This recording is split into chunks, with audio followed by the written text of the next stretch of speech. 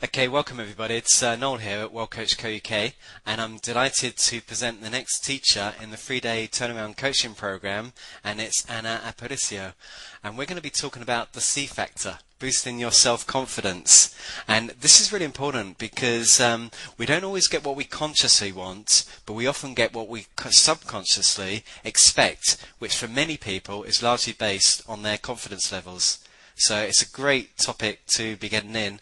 And Anna's one of Europe's sort of rising stars, one of the top NLP coaches, with her own blend of humour, a zest for life, and also a reputation for getting results fast. So, bienvenidos, Anna. Welcome. Thank you. Gracias. So, where would you like to start today? How will we get this sort of call rolling? Would you like to talk about self-confidence in general, or? Yes, we're going to be talking about self-confidence in general. What I'm going to be talking about today can be applied to really every aspect of one's life. Some people may be perfectly confident with themselves, but may not be that confident in maybe, in their job, or to do with in their social life. Other people need confidence, dating. Other people need confidence to get healthy and lose weight. So, what we're going to be talking about really can be applied of one's life. And also we're going to be talking about NLP, which is really, what I use to coach neuro-linguistic programming. Okay, that's fantastic, because often we do lump it into one category as self-confidence, and quite rightly, as you said, it does depend on the situation. I might be good in a sporting situation, totally different in a business situation, dating relation, whatever. So brilliant. So how do we give the brain the 3 things it needs to get what we want out of life?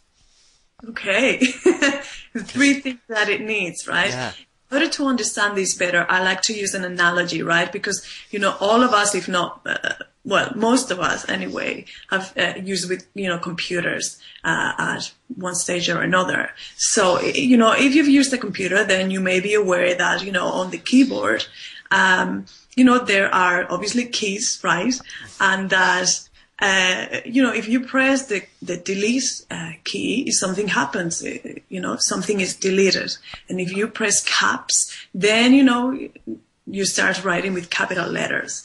And you press enter, something happens, right? And this is because, your computer works with a set of specific commands. It needs 3 things, just like our brain. And these 3 things are affirmative commands, right? Statements made in a positive, in an affirmative manner, right? They also need to be direct, and they need to be as specific as possible. And if you think about, as I just said, the key delete, it contains those 3 things. It's affirmative. There's no key that says don't write, don't keep that word any longer. Instead, we have delete, right? It's formulated in an affirmative way. It's direct, and it's very specific. Delete. And when we press delete, something happens, right? And with our brains work, pretty much the same. They definitely need those 3 things: affirmative, direct, and specific commands. What happens is that most of the time, what we do is the opposite. We feed it what we don't want. And therefore we get, the results, the consequences of doing that. And it's been called like beating the drum, hasn't it? That we're constantly feeding it negative chatter. I don't like this, I don't want this, I don't want that. And of course the brain then is just overloaded with all these commands, as you say, that aren't very helpful. Absolutely. You see, one of the main functions of the brain is to prove itself right. So whatever thoughts we allow ourselves to have, be them good or bad, are going to be amplified. You see, because the brain is engineered to work towards targets. There is a a belief that I hold very strong, that is that unless we're passionately working towards an objective, we're bound to end up working against ourselves, and sometimes very passionately too, right? So because it is engineered to work towards objectives, towards targets, we need to be careful of the thoughts we allow ourselves to have, because whether they're good or bad, they're going to be amplified. The brain thinks, alrighty, this is what, he or she wants. This is what you want. This is what you get. And that's one of those things that we're being driven regardless. So it's far better to be aware of what's driving us so that we're in control, as opposed to just letting it driving us. If that makes sense. A bit of a riddle, but it's basically what you just said, isn't it, really?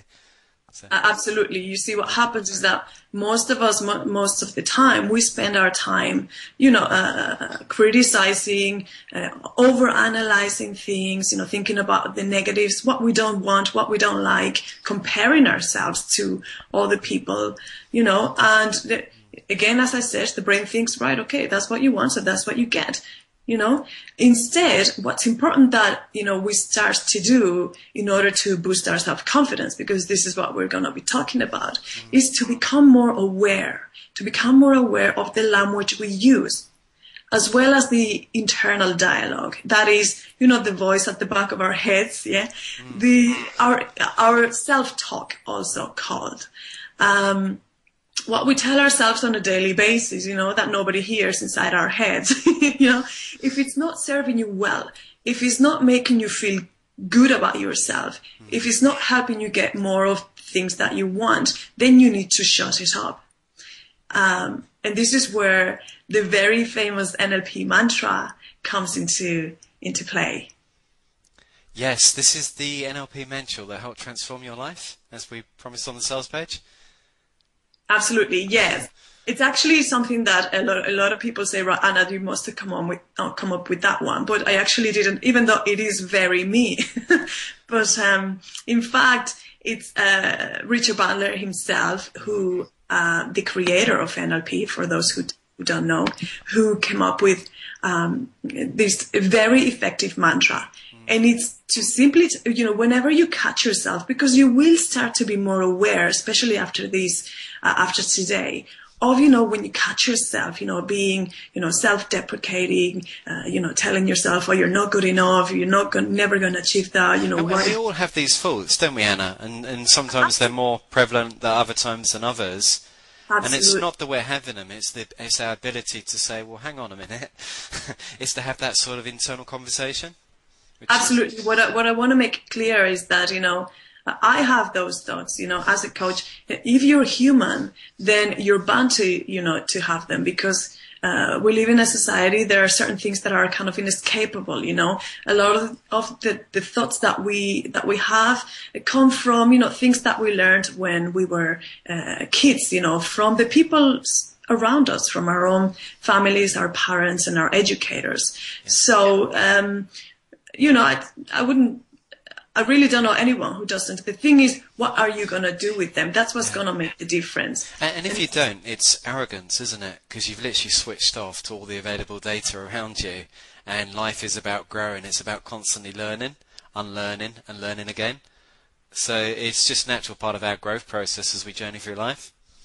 Absolutely. I mean, if there's something that you can do to better your life and to, to make you feel better and more confident, or and you don't, then, I mean, first and foremost, you'll be missing out. And second, richer life. Yeah, and it would tell a lot about, the kind of person that you are. So, if you're going to learn some skills throughout,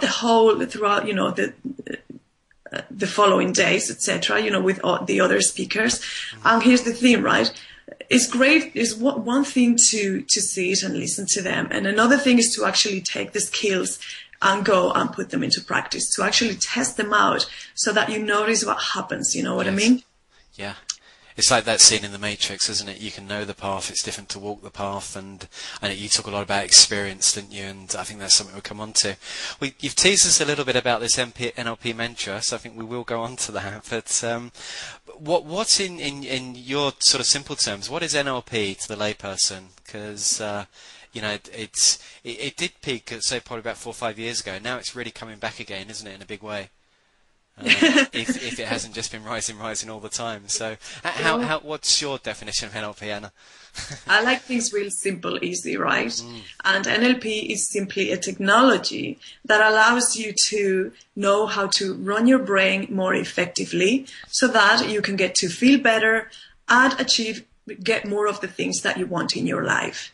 It's not just the technology developed by Richard Bandler back in the 70s, developed from psychotherapy, psychology, from the best, the people, the professionals that were getting the best results, the quickest, basically. Yeah. And it all started from there. But it's not just the technology, but also an attitude.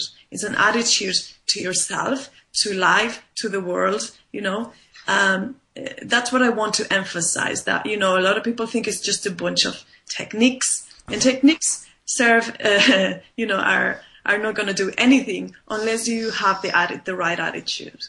Yeah. So for you, it's like a clever computer, but with a bit of a mindful conscience at the same time. So very quickly, if you could just remind us of the 3 things the brain needs. It was affirmative, commands formulated in an affirmative sentence, direct and specific. So instead of telling it what you don't want, tell it what you do want, and the more specific you are, the better. Okay, and so now drum roll, the NLP mantra that's going to help us transform our life, it is? It's to simply tell yourself to just shut up. Right? Okay. To really shut up. So whenever you catch yourself, right, you just tell yourself, shut up, shut up, shut up, shut up, shut up, shut up, shut up, shut up. That's very Irish. Well, Richard is not Irish, but he has lived here for a number of years. Until you have shut up, it is as easy as that. Because here's the thing, right? It contains the 3 things that the brain needs, right? It's affirmative, right? Shut up. It's direct. Shut up. And it's specific. Shut up. Yeah, it's clear. And that's why it works, right? What you'll notice is that you'll have to see this is where the attitude part comes into play, right? You have to say it like you mean it, with intention. You have to say it like you say it when somebody, a family member or friend, when they're annoying you, bothering you. You don't say, excuse me, I wonder if you would possibly, you don't, right? You say, shut up. You say, like, you mean it. There's an attitude, there's a thing, that, it's all in the face, isn't it? And that's exactly the way that you got to do it. You say it over and over again until you shut up.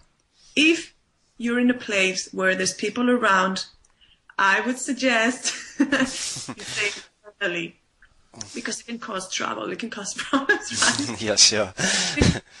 If you're on your own, by all means, say it out loud and just notice the effect that it has. Notice how it shuts up all the crappy stuff, that I like to call it. And then here's the thing, right? This is the key thing that you need to do next. You need to ask yourself, what's the most useful thing to do right now? Right? Because here's the thing. If you shut up a negative thought and you don't do anything after, what's gonna happen? It's bound to come back, isn't it? Because that's what usually happens. Until you learn the learning. Exactly. Instead, shut up and then ask yourself, not what the best thing, not what the nicest thing, okay? What's the most useful thing to do right now? When you ask yourself, what happens is that you'll go inside and your brain will start scanning for useful things. One thing that you can do, you come up with, you go and do it. Because it's all about breaking the pattern. And in order to that's key, isn't it? Breaking the pattern. Because you said if you don't interrupt it, it will happen again and again and again. Yes, absolutely. Apologies if you can hear the horn in the background. This is Spain. I can hear it. So when you say like the most useful thing that somebody could do, is there any way you can as a coach, you do help people guide them as to what that might be? Because obviously it helps if they've got like a vision and they know where they want to be going. It helps if they know their strengths, their passions.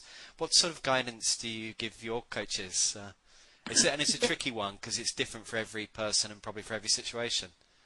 Well, yes, I actually get that question. I do get that. What do you mean by the most, what could this be? And here's the thing, right? It will depend on the situation you're in at any given moment. For example, if let's say you're in the office, and someone has said something that's really annoyed you and you're like, rolling over inside your, right? But you want to get on with your day, right? Because how long are you going to let those thoughts affect you? How long are you going to let someone's words affect you? It's exactly. your choice, really.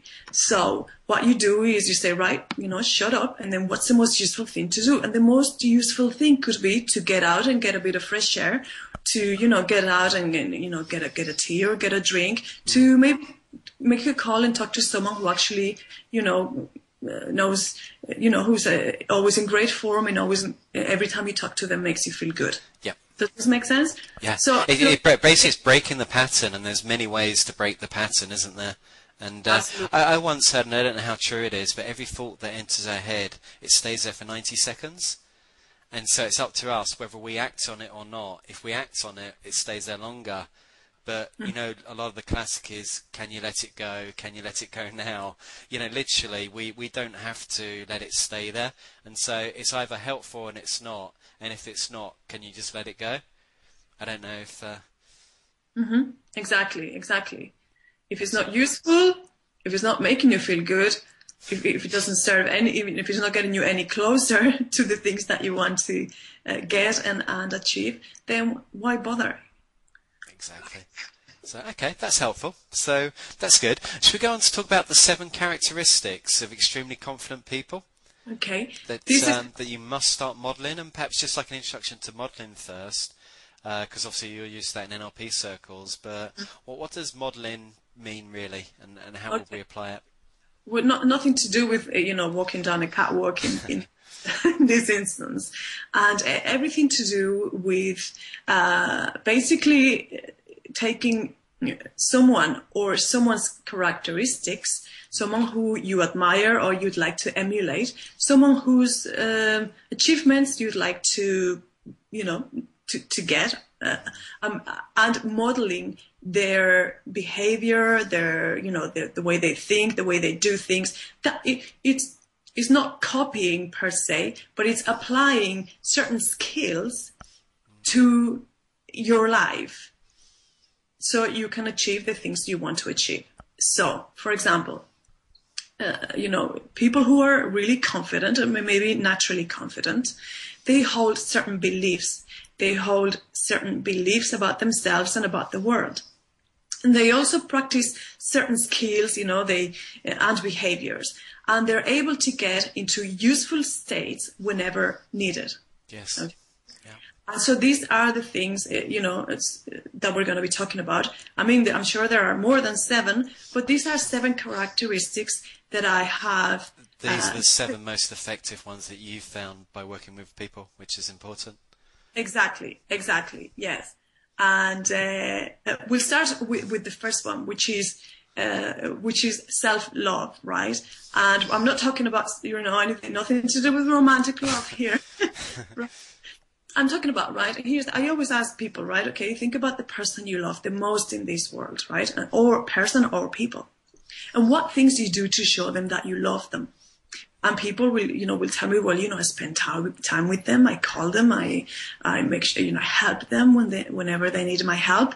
I buy them gifts. I hug them. I kiss them. I tell them I love them. There's so many things we do for the people we love, right? Yep. But here's the thing, right? How many of these things do you do for yourself on a daily basis? Yep. Because, see, we spend a lot of time, too much time, doing things that we don't necessarily want to do, but that we have to do because we have responsibilities and commitments, work commitments, social commitments, and all sorts of things that, we have to do every day. We spend a lot of our time doing these things, right? But at the end of the day, we all have time left over, some more than others. And here's the thing. With the time that you have left over at the end of the day, what are you doing to make yourself happy? I'm talking about things that make you feel good for as long as possible. One of my clients said, well, you know, I'll just go and get some cake. And I said, that's great. But cake makes you feel good for about 60 seconds, you know, which is the time that takes you to, or you feel guilty, right? So that's not the point. I'm talking about... It's a minute on the lips and a year on the hips, exactly. Or something like that. Yeah, I'm talking about things that make us feel good for as long as possible. These things could be, you know, things that for other, you know, that don't cost a cent. These things, you know, it could be going out on a walk in the fresh air. It could be reading a good book. It could be taking a bath. It could be calling someone, you know. Yeah. We don't do these things because we spend most of our time doing things that, you know, for other people. These things are essential when it comes to boosting self-confidence. These are not a luxury, they're a necessity. And as such, they need to be prioritized into our everyday life. Yep. No, great, because it all starts from there too, isn't it? Because if you don't have self-love, how can you possibly go out and have time for others and you know, attention and be naturally attractive and etc. etc. So, good one. Absolutely. There's also saying to don't do anything to others. Is that right? That you wouldn't then do to yourself. So if you do things for others, also do it for yourself. Because some people are naturally so giving to the point of just giving away too much that if you do that for others, why not for yourself? I think I got the quote slightly wrong, but that was the point. Yeah, we get the point. Yeah, I think you're right. Yeah. We do everything for, you know, for everyone else. We're going to talk about that a little bit later, and we put ourselves last sometimes, you know, which is what I call self-neglect. That's what I call it, you know what I mean? Sometimes we go as far as to neglect ourselves and our happiness, and obviously our confidence is going to be affected. Yes. Yeah. And coaching circles, it's called integrity too, isn't it? Because if you are in integrity, living the life that you want to live, naturally then the self-love, the self-confidence sort of follows on from that. But if you haven't got that, then something's out of integrity, and that's where a coach like you can step in. And I'm probably preempting some of your other points maybe, so let's quickly roll on to number 2, and I'll keep quiet. That's right. So let's go on to the next one, right? Number 2, right? Brilliant. This is all about self-acceptance, okay? It is not a good idea to wait for things to be perfect in our lives to accept ourselves, right? Self-acceptance comes from being aware of this. It comes from knowing our strengths, you know, our good qualities, the things that we're really good at. We all have them. And from making the most out of them. And it also comes from knowing those things that we want to improve on, from taking consistent action to make ourselves better. Right? When I ask, I remember the last seminar that I taught, I asked the audience to write down 3 physical things they liked about themselves and 3 non-physical things they liked about themselves. Good one. And most people, if not everyone, had so much trouble coming up with just 3 things, right? Surely there should be more than 3 things we like about ourselves. Sure. We don't get into a relationship or give a job to someone based on 3 things we like about them, do we? There's got to be loads of things that we like about them.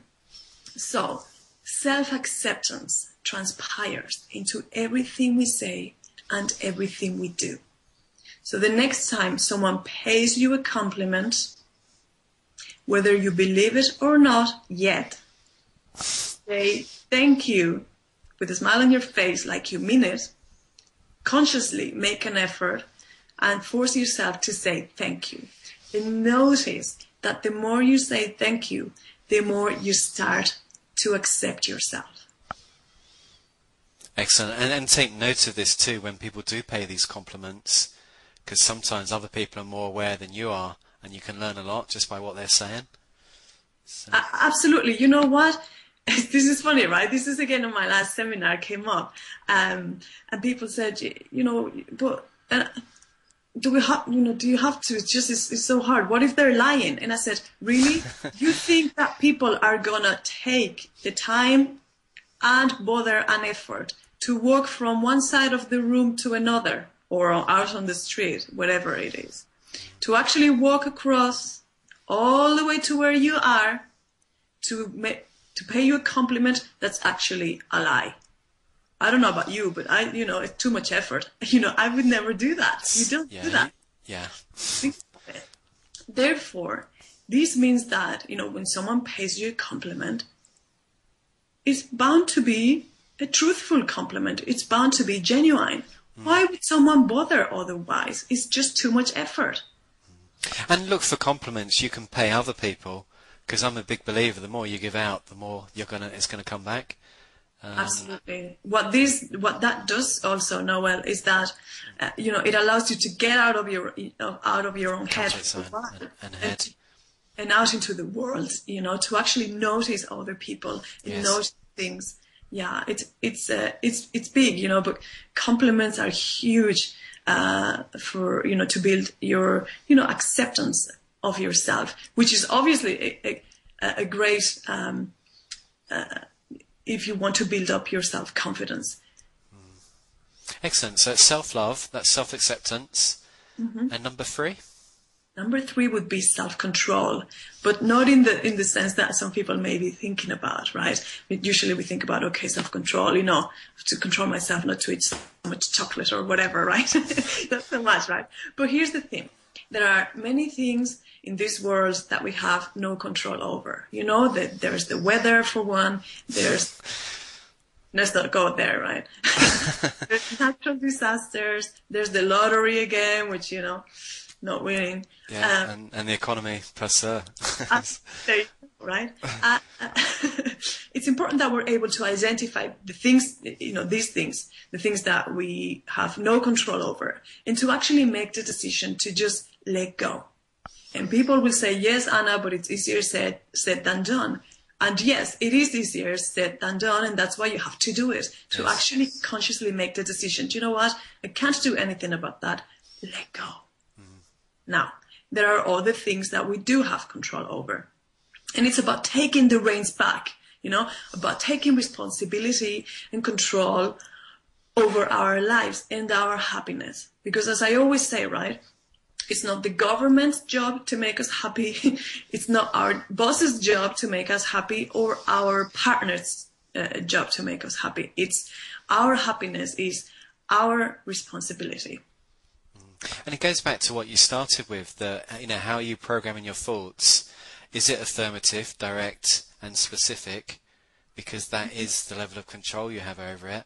And then over and above that, how's your attitude just in general? Because, the number one coaching thing you can do for any client, first of all, is just raise your energy, raise your vibration. Because normally when things are too much and you're bombarded, we shrink. You have to ask them to start expanding again. And once they start expanding, that's when things start to happen again. Exactly. Yeah, I agree with that. Yeah. Okay. So I like that one, and it doesn't need to be taken to the nth degree either, does it? This whole idea of self-control. It's I know you've got like a zest for life too. It's kind of enjoy life. It's here to have fun, but ultimately it's up to you as to how much you get out of it. Exactly. Simply be aware. Be aware of the things that are up to you, and the things that are not really up to you. We do not have full control over everything and everyone in our lives. And so sometimes we just need to let go. That's, which is the most useful thing to do sometimes. They call it free word therapy, don't they? Just let it go. So it's powerful. I'm a big believer in that one. That's brilliant. So number 4? So number 4 is to do with assertiveness, okay? About self-assertiveness. Here's the thing, right? When I ask the question to clients, right? Who's the most important person in your life?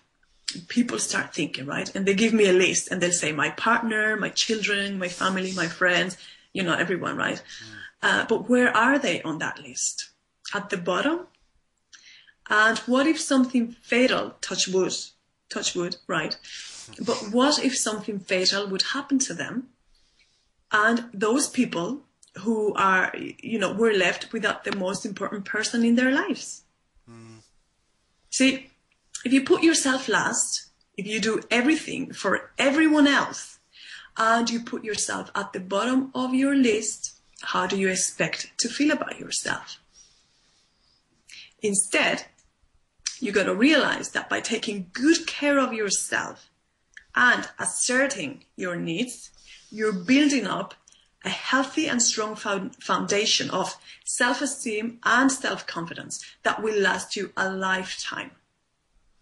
In the self-help guide that goes with this talk, right?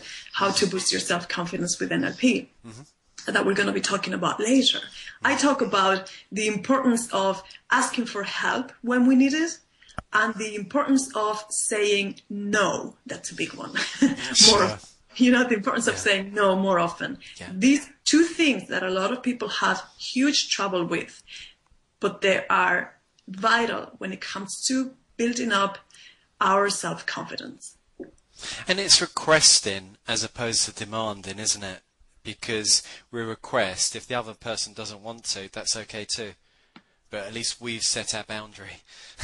It's important to us, and then it's our choice what we want to do next. Well, yeah, absolutely. I mean, I think most people wouldn't, most people's problem wouldn't be with demanding, but with actually asking. So many people, and especially women, have, a problem asking for help. It's like they have to do everything themselves, and only they can do things perfectly well. And, and then when someone asks them to do things, then they can't even say no. So they're doing their own stuff and someone else's stuff. And what happens is that this causes a huge amount of stress.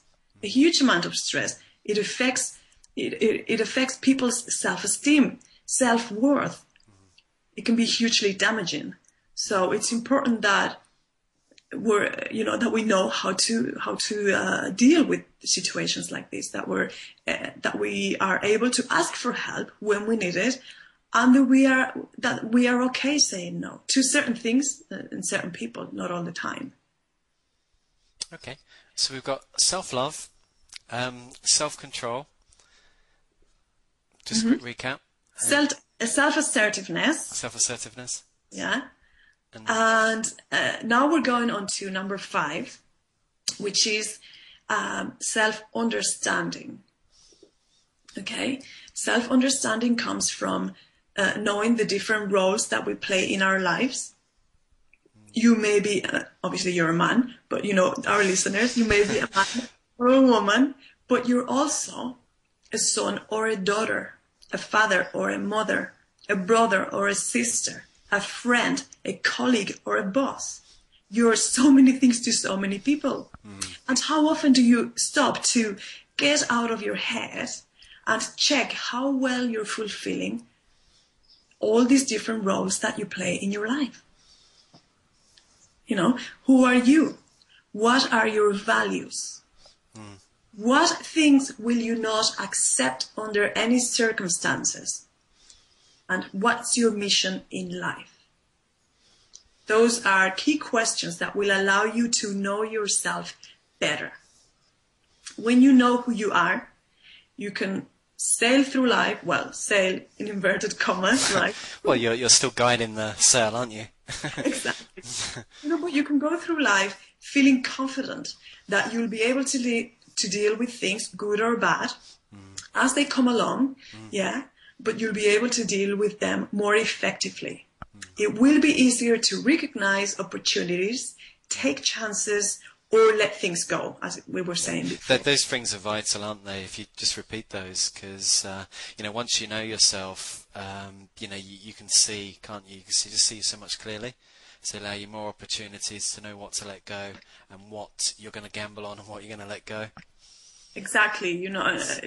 We very rarely take the time to, for ourselves to get to know, who we truly are, what we are about, what we want out of life, what our aspirations and dreams are, but also, our values. Our values are the standards by which we live, right? The things that are most important to us in this life, and the things that we just will not take. You see, when you know those things, when you have those clear inside your head, yeah, then all you have to do is just make sure that you live by them. And life will be much easier because of it. Yeah, and you're more attractive because you're naturally more authentic, aren't you? And so there's the great Irish Oscar Wilde who said, be yourself because everybody else is taken. It can never be more true today. Yes. It's really important to be so. Yeah, I love that word, authenticity. I think that's really what it's all about, the feeling confident. You can be yourself. You should be able to be yourself and be okay with it. In fact, it's a good thing, not just for, be okay with it, but it's actually something you want to aspire to. The more you can be yourself, the better, the more you're going to enjoy life. Absolutely. In any area, because you see what happens sometimes is, people tell me, well, I work in so-and-so and, I can't really be myself. And, I don't think that's necessarily true. I think that obviously there are certain things we have to adapt, to different situations, but you can still be yourself. You can still let your real self shine through in everything that you do. I think it will be easier for you and also for the people that have to deal with you in life. Fantastic. So number 6. Here we go. Self. This is the big one, okay? This is the big one. This is okay. Belief. This is what most of my clients come to me for. They want self-belief. Right. They are lacking. They don't believe in themselves. We just don't believe in ourselves. Yeah? But here's the thing. It's not a good idea to wait for something to happen so that we can believe in ourselves, which is usually what happens. Okay, so Clients ask me, right? Can you give me self-belief, Anna? Can you give me the self-belief to lose weight? Yeah, wear a cape. I'm going to put the weight loss example, right? And no, I can't give it to you, right? I can't give you the self-belief, And not only that, but you better start believing in yourself right now. Because otherwise, right? And I'm keeping with that example of the weight loss because I get a lot of that, right? Otherwise, what are you going to do when someone offers you cake? Are you going to confidently turn it down and say, thank you, but no? Or are you going to freak out and give in? Okay? You can boost your self-belief by setting realistic goals, okay? Realistic objectives, by planning adequately to achieve those objectives and by putting in place certain strategies that will make it easier for you to do the things that you need to do. Okay? First of all, you need to know what you want. Second of all, you need a plan on how to get it. And not just a plan, but you need strategies. Because when you do these things, right, here's the thing, you have all those in place, right? And let's keep talking about the weight loss, right? You do all the things you need to do. What's going to happen? You're going to lose weight. And now you're going to believe that if you keep doing what you're doing, you can lose some more. And so that's the what, the why, and the how. As you say, you need all three, don't you? That's the thing. People think that, someone can give them self-belief somehow. But that's not true. Only you can give yourself. Think about when we were babies, right? As babies, when we learned to, crawl and then walk and all those things, right? We didn't wait to have the self-belief. Or even permission. We just did it. We just did it. We took a step, right? We took a step and we went, oh my God, I just took a step. What would happen if I took another one? And then we take another one. And oh wow, now I'm standing up. Okay, so here we go. I'll try another step. You know what I mean? That's how you build self-belief. It really is. It's block by block, isn't it? Bit by bit. And absolutely. The more you do, the more success is. It just builds on itself. Exactly. And what happened, just to keep with that example, right? What happened when we fell, which we all did, some more than others, right? We fell, and what did we do? Did we go, forget it, I'll just give up. I guess I'm not a walker. We didn't, right? We got up again and we went, all right, well, I'll try again, one step at a time. And that's how you build up your self-belief. It's just like self-confidence. It's not something that some people have and others don't. It's something you do. Yeah, great. It's something you do. I really believe that. So it's something you do, It requires you doing certain things. And one of them, possibly the biggest thing that you can start to do to build up your self-belief and your self-confidence is to imagine yourself succeeding. You have to imagine yourself succeeding because our brain doesn't know the difference between a vividly imagined memory and the real thing. This is why we sometimes wake up in the morning from a very vivid dream and it takes us a few seconds. We're looking around going, oh my God, where am I at? You know, it takes the brain a few seconds to make sense that this is reality and that was the dream. Yep. Yeah. So every time you can see yourself, you know, for example, with the weight loss thing again, looking slim, this can be applied to anything, by the way, right? But every time you can see yourself looking slim, for example, and feeling healthy and energized, and every time you think about how great it feels fitting into your favorite pair of jeans, the compliments you're getting, you know, how much you're enjoying eating, you know, healthily and working out, you know, and all the energy that goes with it. Every time you do this, you're sending a clear message to every cell in your brain, in your gut, in your body, to get you more of that. And so we spoke about raising the energy, raising the vibration. Effectively, it's state management, which you said earlier. It's just putting your whole self into the correct state and staying there so that you're in that sort of affirmative, direct and specific sort of direction mode, isn't it? Because, you know, it's all about heading in the right direction, ultimately, isn't it, really? Absolutely, yeah. You're right. You know, and here's the thing, right? It's not just, and people, when I talk about this, they think I'm talking about visualizing, right? And I'm not. It goes beyond that too, doesn't it? So. Yeah, it does go beyond that. It's nothing to do with visualizing because some of us are great at visualizing while others aren't. But you don't have to visualize. All you have to do is think about it. Think about it in a way, right, that every single sense of your being is immersed in it, basically, you know? So if there is something you want to achieve, you just need to think about what it would be like if you already had it. If you already had it, what would you see? What would you be hearing? What would you be telling yourself? What would you be telling people? You know, in what way would you be talking to people differently? You know, what would that feel like? Because the more senses you use in thinking about something, yeah, the more real it seems, doesn't it? The more real it seems, the more your brain goes, okay, that's what it is. That's exactly it. Yeah. And it helps to write it down too, doesn't it? There's just great power in that, not just sort of thinking, but actually writing what you think, so you really get to experience it and see it, and have reminders, you know, around the house, around the office. Oh, Noel, it's so important. I mean, according to research, we have anything between 60 to 80,000 thoughts every day. You know, random thoughts about everything and anything. And a thought is just a thought. It comes and goes. You know, today you're telling me something is really, really important to you, and tomorrow it's gone. That's what happens. So, you know, talking about something and then writing it down, it's kind of the last process. The last step in the process of communication. It makes it more real, doesn't it? It feels different. Once you see it, you know, you read it and you hear it because you're talking about it. You know, it just reinforces everything. Fantastic. So number 7.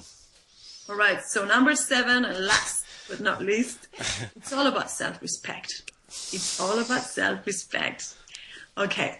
We all have values. Again, as I said before, the values are the standards we live by. Okay, and we also have expectations of ourselves.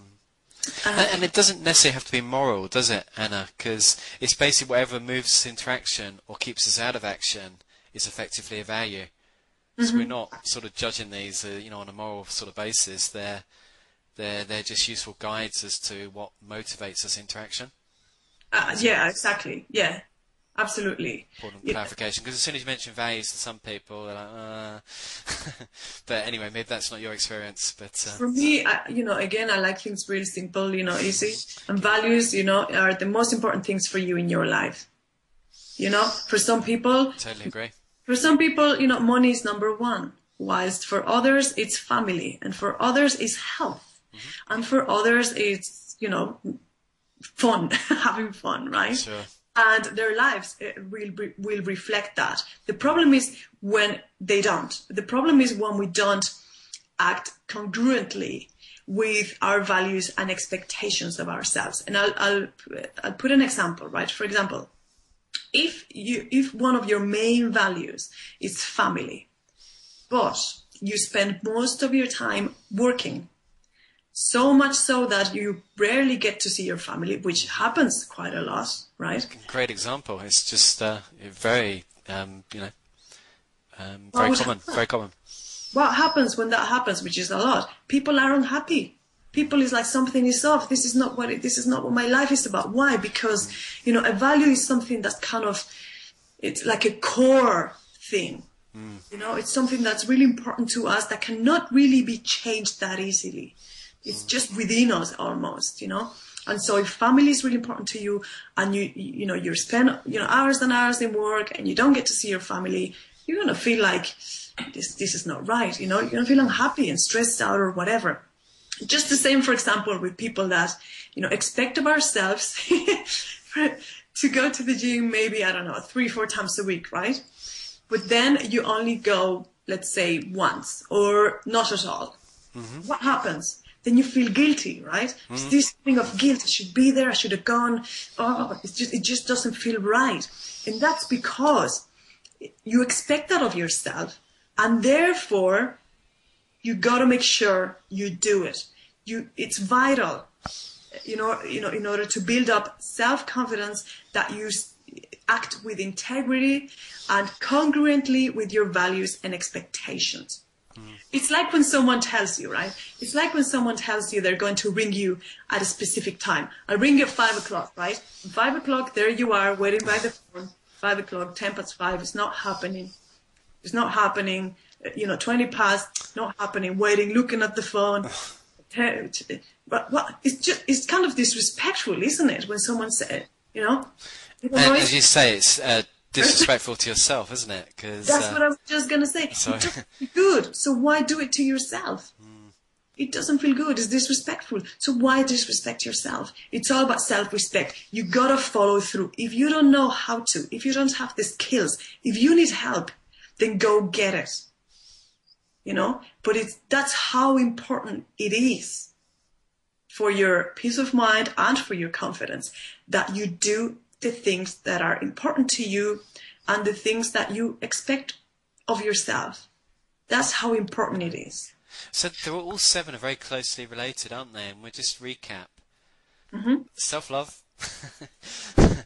Self-love, self-acceptance, self-control, self-assertiveness, we talked about, yes. Self-understanding, yes.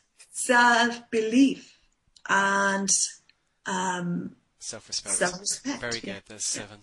Excellent. And by the way, in the guide, in the self-help guide that I wrote about these, which you will find more about the 7 characteristics, right? In the self-belief section is actually the biggest one, because that's the one that most people have problems with. Sure. So it's much more, it's explained in much more detail, and there's much more help. And I also talk about some of the fears that are the most kind of common fears that my clients kind of share, and how to get over them. Fantastic. Okay, well, before we go there, let's just quickly talk about the confidence catwalk. Okay. Okay. It's a great name. Yeah. This is an NLP resource, isn't it? It is. It's an NLP resource. It's actually an adaptation from a Paul McKenna technique. NLP resources that can be adapted, that can be changed. You can't use a technique. One technique doesn't work for everyone and for everything. You have to be able, as a coach, to adapt to different people and to your clients' needs. And so this is where this resource came from. It works amazingly for most of my clients, I use it personally, and I think it's great. And it is.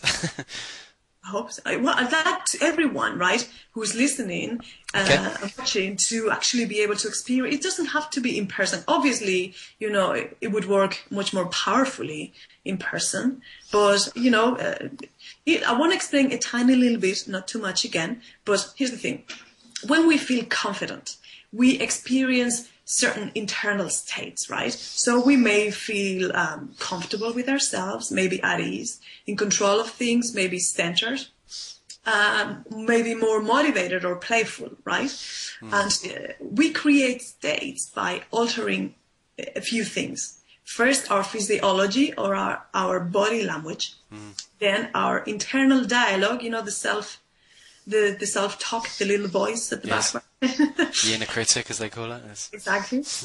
Also our inner movies, the movies that we play inside our heads. And our language, the things we say upward, right? So the Confidence Catwalk is a resource that will allow you to instantly change your state so that you can feel more confident whenever you need to feel more confident. There is no right or wrong way of doing this. There is just your way. And if you have a brain and a body, then you can do this. Simple. Okay. And this is in your book, which is at Kindle? Yes, it is. It's in the book. It's very comprehensive, and everything we've talked about today, including this technique and much more, is in the book. And what would people type into Kindle to find it? Well, they can either type my name, Anna Aparicio, or... Do you want to just spell that, Anna? So Anna with two N's, A-double-N-A, and then Aparicio, it's A-P-A-R-I-C-I-O. And I say or, for some people it'll be R, but I'm in Ireland, so we say or. You're the linguist, I'm certainly not, so... Okay. Feel free to send me an email if you have any questions. So that's under your name, and the book title is called? It's How to Boost Your Self-Confidence with NLP. Great name. As you say, you like to keep things simple, which is just a great name. It's exactly what it says, and that's what it will do. And that will just take us into more depth to some of the points we've been discussing today. And it's a self-help book too. People can actually follow through different exercises, and it is. There's, it's just one of those. I like to write things again. You'll find that you read it like you hear me talk almost as you read it. I'm not a professional author. I write in order to help people. So I write like I talk. It's literally what we've covered today, only much more extensive, including techniques and And obviously it's Kindle. It's very inexpensive, isn't it? It's certainly less than $10. Oh yeah, absolutely. It's I think it could be less than $5 even. I mean, it's not a huge book. It's meant to be a guide. So I believe it could be about 50 pages. I don't know in the actual Kindle format. It could be more obviously, but And what sort of results have people seen as a result of going through this self-help program and reading this book? Oh, I've gotten amazing feedback, I've gotten amazing feedback from people who were my clients, who are actually have been with me for a while and, are working with me more than, one time or one session, but also from people who've attended my seminars, and they spent a couple of hours with me and, something has just clicked inside and they were like, you know what? This is it. This is exactly what it's about. Here's the thing, right? If you, listen to these and watch these, and even get the guide, and you do nothing but read it and put it aside, and that's it, then not much is going to change. If you really want to make some changes, then you need to not just read it, but actually go and consciously do the stuff, practice it, test it out, notice what happens when you follow, these guidelines. Notice how much better, guarantee you're going to feel much better about yourself and your life, for sure. It impacts everything, doesn't it? And as you said right at the start, every situation that you find yourself in, it's like a multiplier effect. So it is that powerful. So would that be your parting message for anybody listening, that if they want to boost their self-confidence, just stay in action? Yeah, absolutely. I mean, I'd like to maybe, I don't know, do we have time or to do maybe the actual technique, or... Yeah, let's finish with an example of the technique. That'd be fantastic for those who've stayed on the call. That's a good reward. Thank you. Brilliant. Okay, so let's do it. And if you're standing, then that's great. You can do it standing or sitting down. It doesn't matter, right? As long as you have your feet flat on the ground, yeah. Right. And you allow yourself to just close your eyes so you can get into it that little bit more. And you take a couple of deep breaths in through the nose just to get the oxygen in. And all you have to do is just imagine a slightly more confident you, sitting or standing, it doesn't matter, right in front of you. Yeah, standing that little bit taller, with a little more emanating, that little more self-belief behind their eyes. That little extra je ne sais quoi. And just imagine that you could step into that more confident self, and that you can take a deep breath in and just notice how different you feel. And as you do this, imagine that in front of you, there's an even more confident self, right in front of you, sitting or standing. And that you can just allow yourself to step into that more confident self as you take a deep breath in. And once you're there, you can see through their eyes and hear through their ears, and just feel the feelings of that more confident self. And as you do this, just imagine that in front of you is an even more confident self, with more passion, more determination, more ease, more comfort. Imagine you can step into that more confident self, so that you can see through their eyes and hear through their ears, and just feel how good you feel. And as you take a deep breath in, imagine an even more confident self, standing or sitting right in front of you, overflowing with confidence, self-assurance, and self-belief. Just imagine that you can step into that more confident self. And as you do so, notice how you're standing or sitting differently, how your posture is different, how you're breathing differently. Notice the expression on your face and the light in your eyes. And notice where in your body you feel the best. Because what I want you to do is I want you to give it your favorite color. A vibrant, happy, energized color. And I want you to move it as if it was a wave of energy right up to the very top of your head, just like whoosh, and back down to the very tips of your toes, to the back of your back and the tip of your nose as you take a deep breath in, and just double the brightness and double it again. Just let it just zzz, that's it. Take all over you, all over every single cell of your body, every corner, every bend, every hair, every piece of your skin. Take a deep breath in. Exhale. Feels good.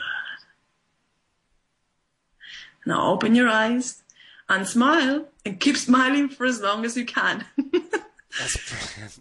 That's brilliant, Anna. I obviously did keep my eyes open, but I wanted to see what's going on. But that exercise in itself, I got a good feel. They're just so powerful. That goes back to the self-love, giving yourself some time just to keep working on yourself on a daily basis.